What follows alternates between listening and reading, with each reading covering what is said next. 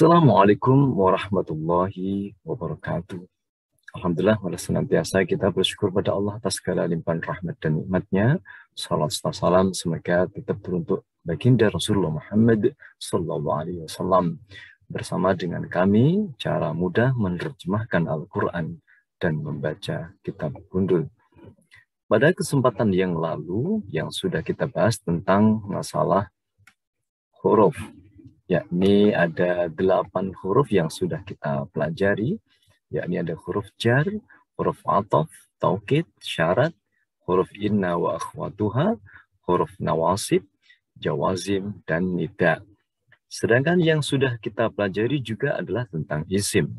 Ada isim dhamir bagian pertama, kedua, ketiga, keempat, termasuk juga ada isim mausul, isim isyarah, isim dharaf, dan isim istifham. Pada kesempatan kali ini yang akan kita bahas tentang masalah isim berciri.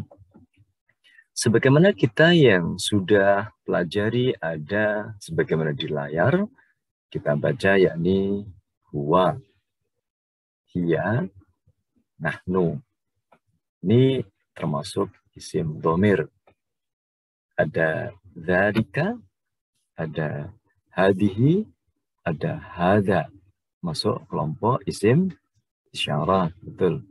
Yang berikutnya lagi ada alladzi, alladzina, masuk kelompok isim, betul, isim mausul. Ada aina, mata, ma, kaifa, masuk dalam kelompok isim, betul, istifham. Sekali lagi, kalau kita perhatikan dari tulisan yang ada di atas, isim dhamir, ketika kita membaca huwa, di mana saja dan kapan saja akan kita baca huwa. Demikian pula nahnu, akan kita baca nahnu, tidak akan kita baca dengan nahni atau nahna. Demikian pula alladzina, tidak mungkin kita akan membaca alladzinu, alladzini, nggak ada, pasti kita akan baca alladzina. Demikian pula kata tanya aina, pasti akan kita baca aina, tidak akan mau kita baca aini, ainu, atau kaifa, pasti dibaca dengan kaifa. Nah, isim-isim yang tidak mengalami perubahan itulah di dalam kaidah bahasa Arab sering disebut namanya isim mabni atau tetap, tidak mengalami perubahan. Sehingga sampai kapanpun ketemu model-model seperti ini akan kita baca sama. Sekarang perhatikan contoh. Lafaz Allahu Akbar yang sering kita baca. Ada lagi innallaha, juga sering kita dengarkan. Ada lafaz bismillahi, sering kita gunakan. Ada Allahu, ada Allaha, ada Allahi. Berbeda dengan isim yang sudah kita bahas pada kesempatan yang lalu. Dia tidak akan mengalami perubahan. Di sini bisa dibaca dengan Allahu, u, Allaha, a, Allahi, i. Nah, isim-isim yang seperti ini jumlahnya, yakni yang mengalami perubahan harokat akhirnya atau hurufnya, maka disebut dengan namanya isim mu'rab atau yang bisa berubah akhirannya. Biasanya itu disebut namanya benda atau dianggap benda atau menunjukkan nama. Jadi karena jumlah benda atau yang dianggap benda nama jumlahnya miliaran, maka di sini di dalam kaidah bahasa Arab, yakni cukup dengan tanda-tanda itulah berarti dia menunjukkan benda atau dianggap benda atau nama. Sehingga akan kita pelajari untuk berikutnya lagi adalah tentang isim mu'rab atau di dalam bab ini akan kita sebut namanya isim berciri.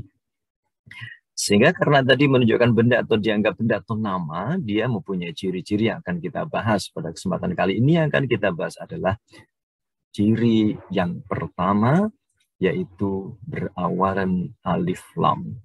Sehingga kalau kita dapati nanti ada sebuah kata yang diawali al, maka dia menunjukkan benda.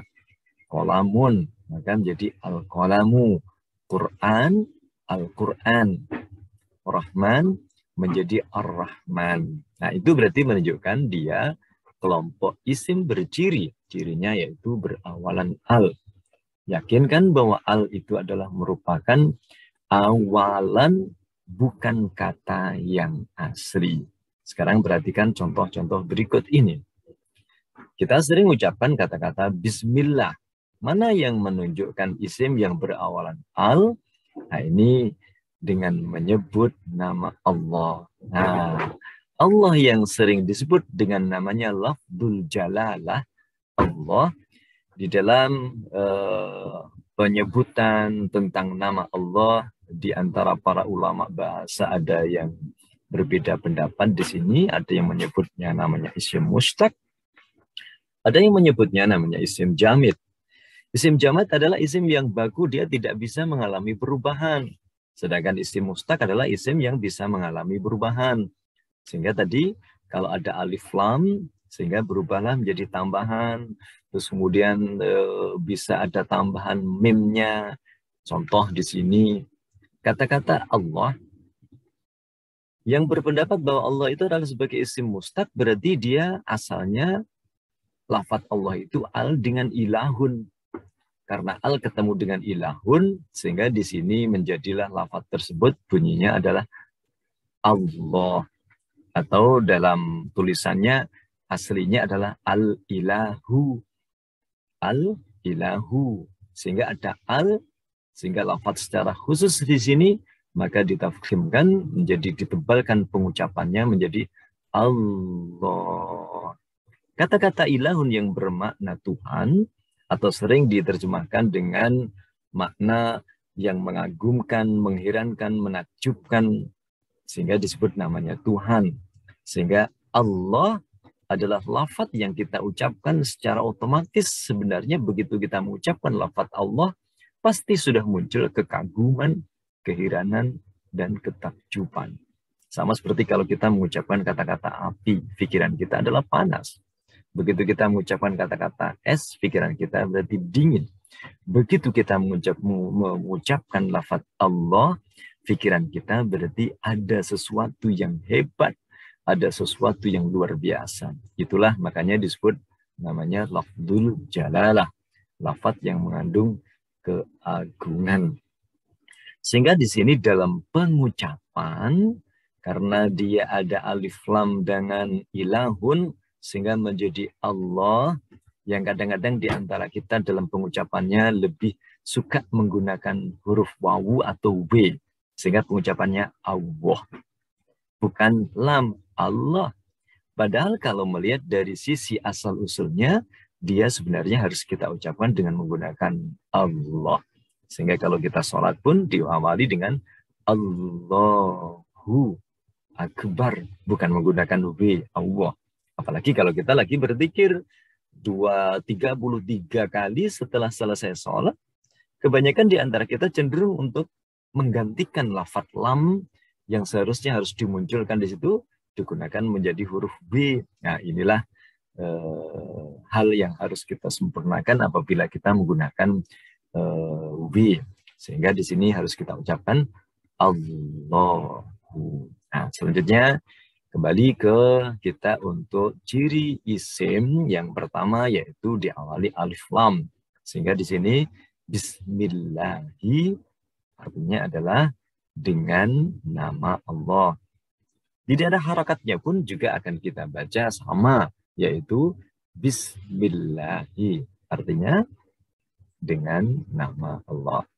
Contoh yang kedua yang kita dapati ada kata-kata Rahman, kata-kata Rahim. Karena ada alif lam, maka disebut kita baca menjadi Ar-Rahman, Ar-Rahim. Dalam penulisan, walaupun lam itu tidak terbaca, tetap harus tertulis. Karena itu merupakan awalan yang tidak boleh diganti. Sehingga al menunjukkan tertentu.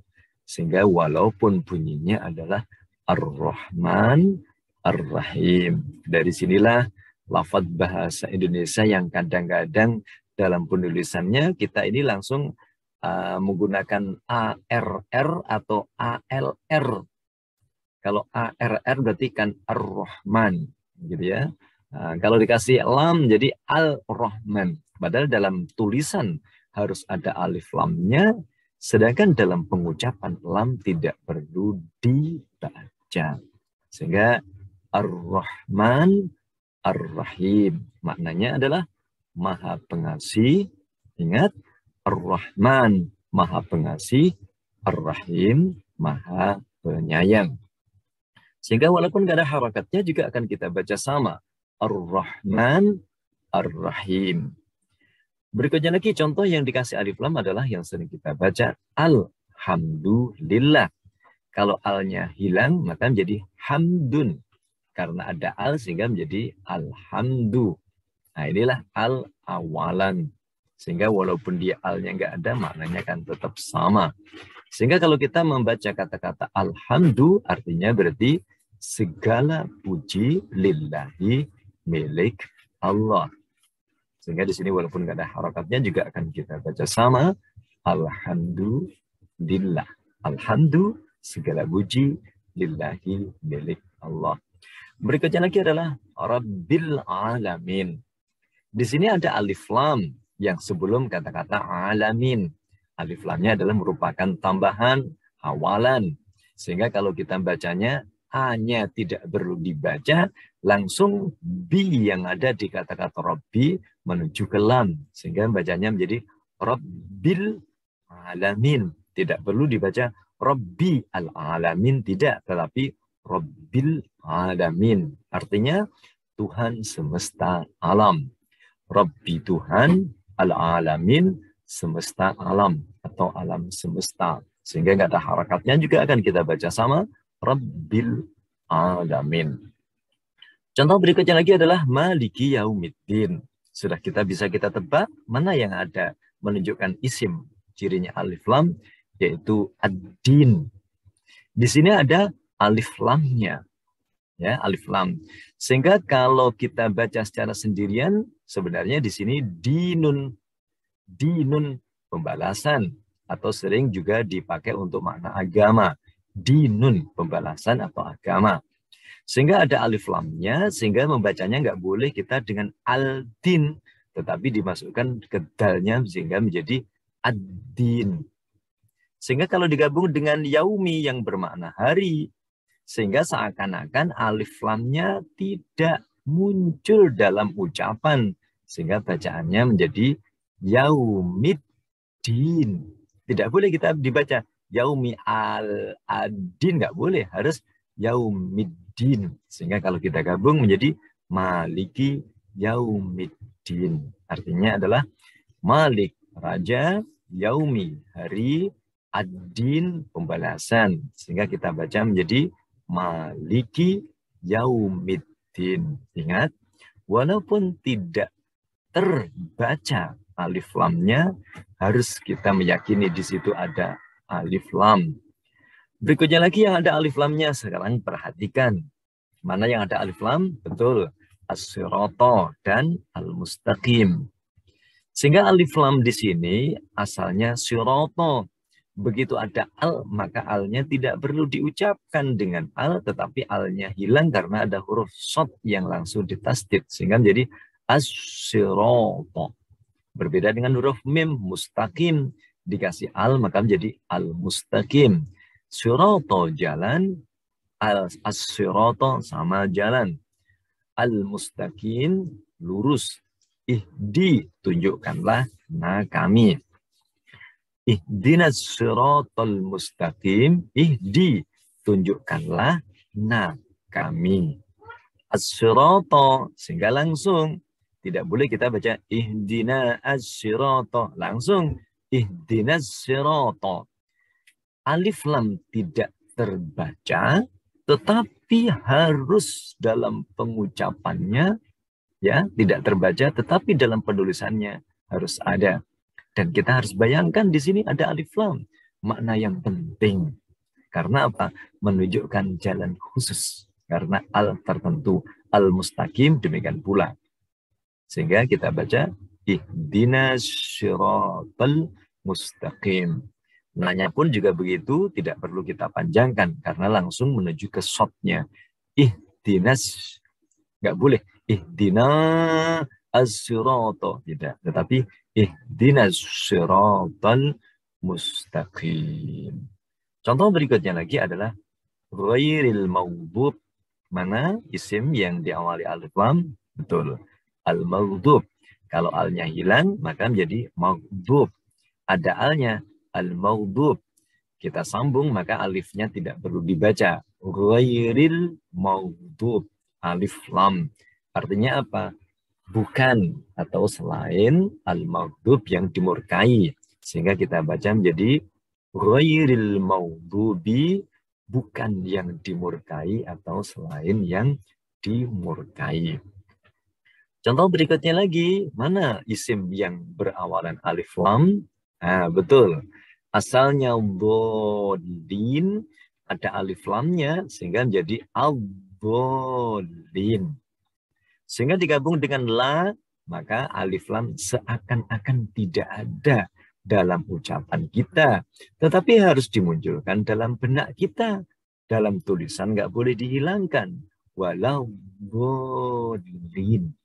Inilah istimewanya bahasa Arab yang tidak akan bisa tertipu, tidak akan ada orang yang bisa menipu karena nggak ada ucapannya sehingga ditulis saja alif lamnya dihilangkan. Nggak bisa karena nanti maknanya akan berbeda. Artinya adalah dan bukanlah bisa bermakna ghair, berarti dan bukan adhdallin, orang mereka yang sesat.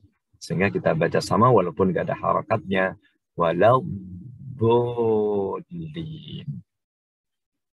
Di dalam hal ini untuk menyempurnakan dalam kalimat atau suratul Fatihah, ya ini ada lafaz yaitu an'amta alaihim, dari kata-kata nikmat ya, karena di sini ada ta menunjukkan anta, an'amta, engkau telah memberi nikmat, alaihim, atas mereka. An'amta alaihim, engkau telah memberi nikmat atas mereka. Nggak ada harakatnya juga akan kita baca sama. An'amta alaihim. Berikutnya lagi, ini sering kita baca. Amin. Artinya adalah orang yang amanah atau terpercaya atau jujur. A-nya pendek, min-nya panjang. Amin. Berbeda dengan kalau A-nya panjang, min-nya pendek. Amin. Artinya berimanlah atau berilah jaminan keamanan. Nah, ini berbeda. A-nya panjang, min-nya panjang. Sehingga menjadi lebih panjang lagi. Amin. Kabulkanlah permohonan kami. Jadi panjang pendek menentukan makna kemana kita yang kita maksudkan. Sekarang kita bersama-sama untuk ngecek tentang hafalan kita tadi yang sudah kita pelajari. Kalau belum rasanya belum hafal, bisa diulang lagi dari awal. Sekarang langsung terjemahkan. 1, 2, 3, 4, 5, 6, 7, 8, 9, 10. Alhamdulillah. Inilah potongan-potongan yang ada di dalam suratul Fatihah. Tentunya apabila kita hafal kosakata saat ini akan menunjukkan bacaan kita semakin sempurna. Maka akan mendukung kita untuk bisa menjadi orang yang bisa menjalankan sholat khusyuk. Sholat khusyuk maka akan berdampak luar biasa dalam kehidupan kita di dunia wal akhirah. Nah, sekarang ganti terjemahkan ke dalam bahasa Arab. 1, 2,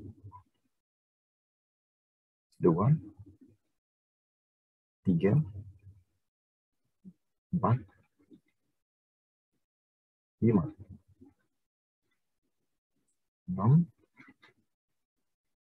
7, 8, 9, 10. Alhamdulillah. Inilah untuk mengecek selama ini kita sholat itu hanya sekedar setoran hafalan, maaf, atau hanya sekedar sing penting bunyi. Nah, gitu ya. Sekarang alhamdulillah kita sudah beri Allah ilmu sehingga bisa mengerti maknanya, sehingga akan semakin menjadi khusyuk dalam sholat kita. Berikutnya lagi, sekarang langsung terjemahkan. 1, 2, 3,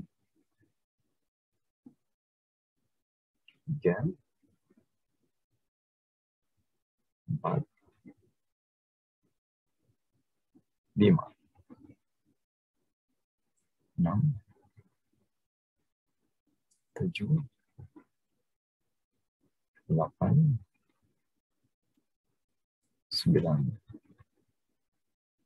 10, 11, 12, 13, 14. Langsung terjemahkan ke dalam bahasa Arab. 2, 3, 4, 5, 6, 7, 8, 9, 10,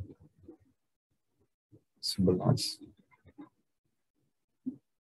12, 13,